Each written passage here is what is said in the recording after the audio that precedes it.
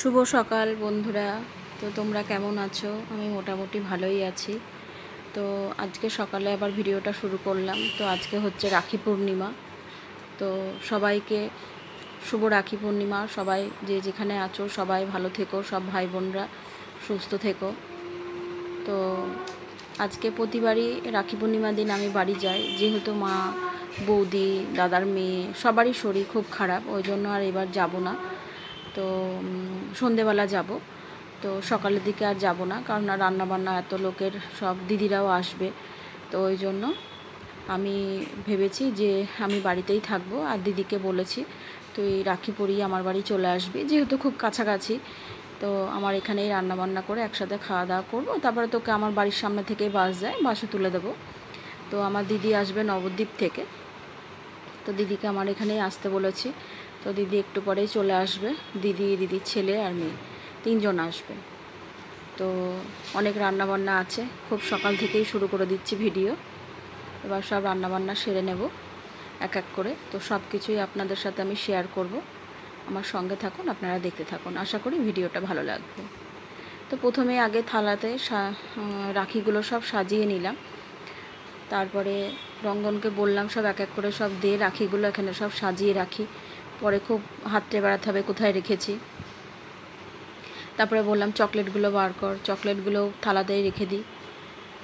তো তারপরে রঙ্গন চকলেটগুলো বার করে দিল, চকলেটগুলো থালাতে সাজিয়ে রাখলাম। আর মিষ্টি আনা হয়েছিল, দিদি এনেছিল মিষ্টি। তো সেই মিষ্টি দিয়ে সব এক এক করে রাখি পরানো হবে। এবার প্রথমেই রান্না করে নেব পাবদা মাছ, খুব ছোটো ছোটোই পাবদা মাছ, বেশি বড় না। তো এটা আদা জিরে বাটা দিয়ে, কালো জিরে ফোড়ন দিয়ে, কাঁচা লঙ্কা দিয়ে একটা পাতলা ঝোল করব, যেহেতু মাংস আছে, আরও অনেক কিছু রান্না আছে, ওই জন্য।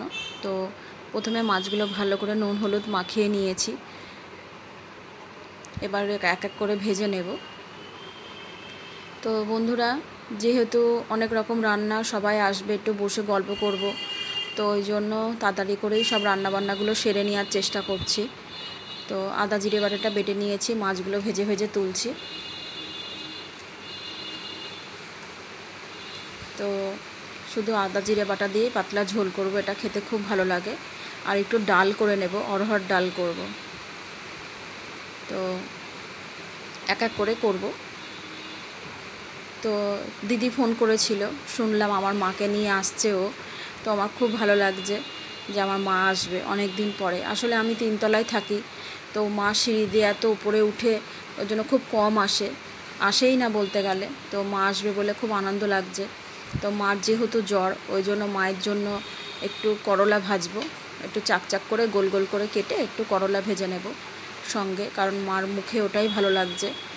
আর যেহেতু খাসির মাংস করব, ডাল করব, অনেক কিছুই রান্নাবান্না আছে, তো মিষ্টি টিষ্টি তো থাকবেই। তো যার জন্য মা তো সব খাবে না, ওই জন্য মায়ের জন্য একটু উচ্ছে ভেজে নেব, করলা টাইপের আর কি, বড় বড়। তো এই যে বন্ধুরা, অরহর ডাল, এই অরহর ডালটা একটু ভালো করে কড়াইতে নেড়ে নিয়ে তারপরে প্রেশার কুকারে সেদ্ধ করতে দিয়ে দেব। তো আপনারা বন্ধুরা কারা কারা এরকম অরহর ডাল ভালোবাসেন আমাকে অবশ্যই কমেন্ট করে জানাবেন। আমরা খাই, মানে রঙ্গনের বাবা বেশি ভালোবাসে খেতে। তো এটা কারি পাতা দিয়ে, কারি পাতা, সর্ষে আর কাঁচা লঙ্কা ফোড়ন দিয়ে এই ডালটা রান্না করব। এই ডালটা করলে অনেক সময় আমি রাতেরবেলা পরোটা করি, পরোটা দিয়ে খাই।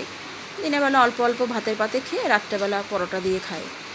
তো এই যে কারি পাতা, তো যেহেতু কারি পাতার গাছটা আমার শুকিয়ে গেছে, ছাদে ছিল, ওই জন্য আমি আমার মার বাড়ির থেকে কিছুটা পাতা ছিঁড়ে নিয়ে এসে ফ্রিজে রেখে দিয়েছি। তো যে কদিন যায় আবার পরে ছিঁড়ে আনি, মানে অনেক রান্নাতেই আমি একটু কারি পাতা ব্যবহার করি। তো ওই জন্য এই পাতাগুলো একটু শুকিয়ে গেছিলো, তাও জল দিয়ে ভিজিয়ে রেখেছিলাম। তো এইভাবে ডালটা করে নিলাম। এই যে বন্ধুরা, এই যে খাসির মাংস, এটা রঙ্গনের বাবা ম্যারিনেট করে রেখে দিয়েছে, সমস্ত মশলাপাতি, পেঁয়াজ, তেল, এর মধ্যে টমেটোও দিয়েছে, ভালো করে ম্যারিনেট করে রেখে দিয়েছে। আর এই যে মার জন্য করলা কেটে নিয়েছি, আলু, আদা, রসুন সব ছাড়িয়ে নিয়েছি। এবার এক এক করে রান্না করব। এবার ওদের আসার টাইম হয়ে গেছে, তো উচ্ছে ভাজাগুলো এখন বসাবো। একটু কড়াইতে তেল দিয়ে দিয়েছি, এবার উচ্ছেগুলো ছেড়ে দেব। তো বন্ধুরা, উচ্ছেটা ভাজতে ভাজতেই মারা চলে এসেছে। তো গ্যাস বন্ধ করে এখন আমি নিচে ছুটবো আনতে। মাকে ধরে তুলতে হবে ওপরে, ওই জন্য আমাকেও নিচে নামতে হবে।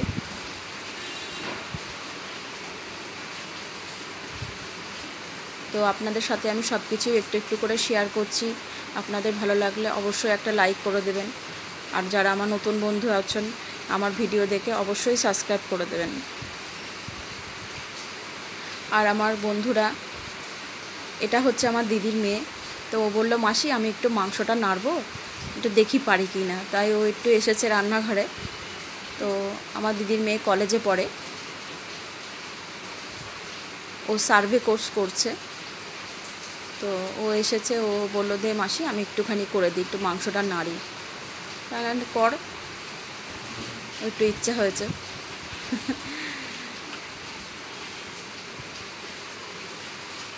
তো মাংসটা ভালো করে কষিয়ে আমি প্রেশারে দিয়ে দিয়েছিলাম, তো বেশি ভিডিও আমি করিনি, প্রেশার কুকারে সিটি মেরে নিয়েছিলাম। এবারে যে সব রাখি পরানো শুরু হয়েছে, যে আমার মা বসে আছে, আর এটা হচ্ছে আমার দিদির ছেলে, ওকে রাখি পরিয়ে আমার রঙ্গনকে পরাবে। তারপরে আমার দিদিও রঙ্গনের বাবাকে রাখি পরায়, তো আমার দিদিও ওকে রাখি পরাবে। তো ভিডিওটা আমি বেশি বড় করব না বন্ধুরা, ভিডিওটা অনেক বড় হয়ে যাচ্ছে, আমি খুব ছোট ছোট ভিডিও দিই, তো ভাবলাম এইটুকুনি করি ভিডিওটা। তো দিদিরা তো বেশিক্ষণ থাকেনি, আবার 4:30-র মধ্যে বেরিয়ে গেছে, যেহেতু নবদ্বীপ যাবে, ওর ছেলের আবার পড়া আছে, ওই জন্য ভিডিওটা আমি আর বেশি বড় করছি না।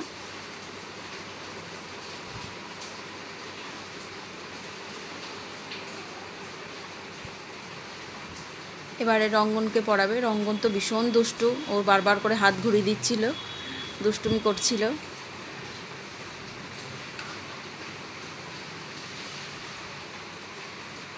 ও যে মা চুপ করে বসে আছে, মা তো সেরকম কিচ্ছু খায়নি, একদম কিচ্ছু খায়নি, চুপ করে শুয়েছিল, বসে বসে ঝিমাচ্ছে। আসলে জ্বরে এত দুর্বল হয়ে গেছে, এত দুর্বল হয়ে গেছে, কি বলবো। এবার দিদি পরিয়ে দেবে রঙ্গনের বাবাকে রাখিটা। চকলেট পেয়ে তো ভীষণ খুশি। এই যে রঙ্গনের বাবাকে পরাচ্ছে রাখি দিদি, আমার দিদি। ভিডিওটা কেমন লাগলো অবশ্যই কমেন্ট করে জানাবেন বন্ধুরা। তো আমি এখানেই ভিডিও শেষ করছি।